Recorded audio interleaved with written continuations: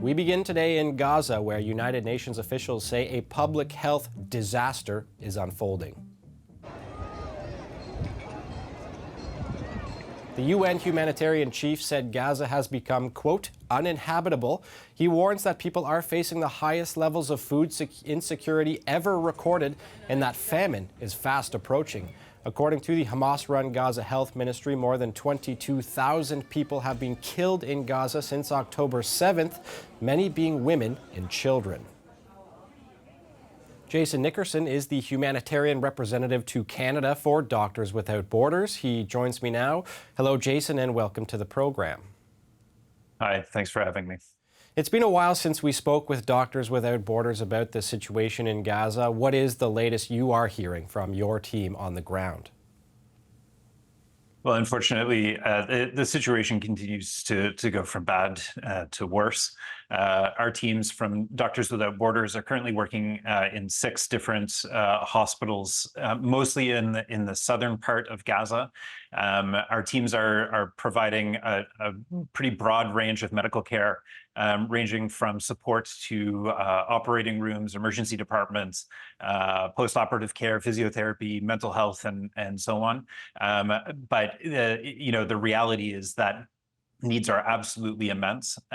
People are being subjected to really an untenable level of violence, and consequently, hospitals are absolutely overwhelmed. Our teams are working around the clock, and in some hospitals are seeing anywhere from 150 to 200 wounded patients per day.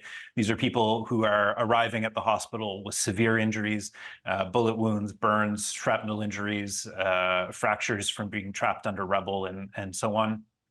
It's and really indescribable kind of situation, and medical and humanitarian needs are unbelievably high.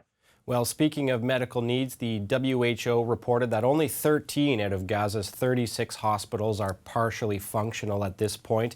Earlier today, the United Nations head of humanitarian relief said a public health disaster is unfolding in the enclave.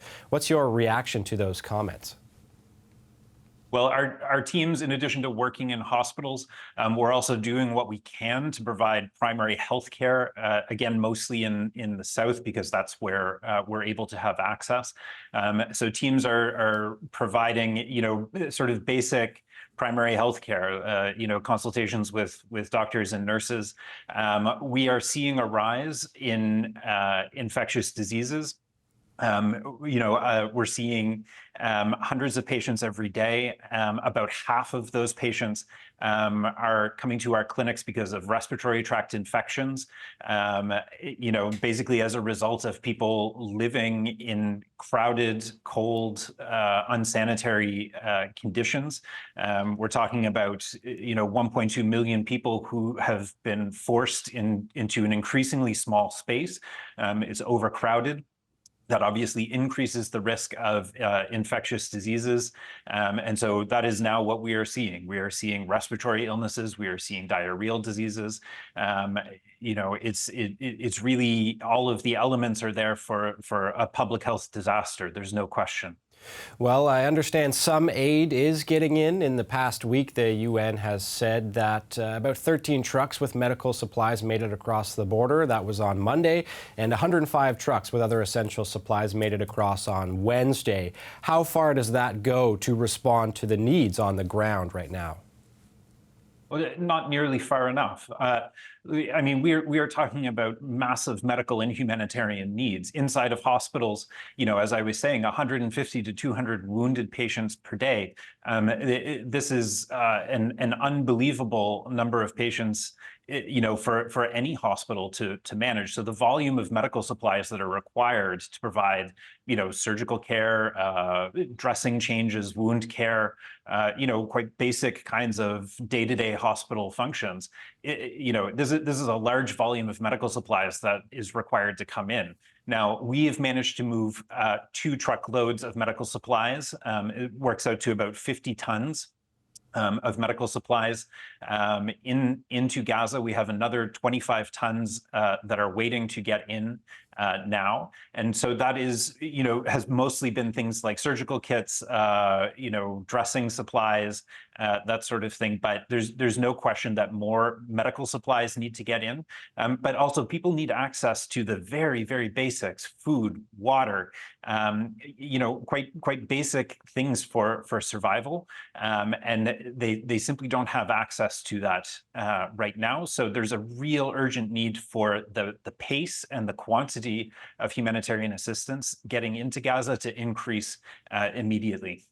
I understand Israel also does inspect trucks bound for Gaza to stop any items that it considers may have quote-unquote dual use. In other words, items that could be co-opted for military purposes to wage war. How does that complicate your efforts to get aid into the territory? Well, getting supplies in has been extremely difficult, and as I was saying, the aid that is getting in is simply not enough. The supplies that we are trying to move are strictly medical supplies. I mean, as I was saying, these are surgical kits, burn dressing kits, quite basic medical supplies. There is absolutely no reason for them to not be moving into Gaza quickly and urgently, and that's exactly what needs to happen. But are these items being held up by these inspections to ensure that they don't contain these dual-use items? There's several reasons that seem to be in play, I guess, that are slowing the delivery of aid in. Some of those are administrative barriers, some of them are logistics. It's a very complicated situation, but these things need to be resolved quickly because people need access to these supplies. All right, on a related note, the UN warned earlier this week that half of Gaza's roughly 2.2 million people are at risk of starvation. And more than 90% of people in Gaza say they have regularly gone without food for a whole day. How well do you feel the world is responding to the urgency of that situation? Well, there's a number of factors at play here. So you're mentioning food. I think we've all heard the reports time and time again since the start of this that people simply don't have access to the food that they need. One of my colleagues was reporting just a few days ago that food prices have increased somewhere between 6 and 7 times above what they were prior to the start of this conflict. So access to food is obviously essential for people's survival, as is access to clean water. People also need access to fuel to be able to heat wherever it is that they're living, but also shelter. We have people. Our teams are reporting that people are sleeping under flimsy plastic tarps, basically thin, transparent plastic sheeting. That's simply not enough to allow people to escape from the elements and keep themselves warm and so on. But also beyond all of this, people need a safe place to be. This is a population that has been forcibly displaced into an increasingly small area in the south of the Gaza Strip. People have been subjected to what appears to be indiscriminate bombings and attacks. People have suffered tremendous levels of violence, and many have been displaced time and time again. So, this is a really dire humanitarian situation where people are losing access to basically everything that they need for their day-to-day survival, including basic assurances of safety. Jason, we are already out of time, but I want to ask you one more question. Do you foresee things improving on the ground for civilians in Gaza amid calls for a ceasefire and Israel saying it plans to withdraw some troops? Things have to improve. This cannot continue the way that it is.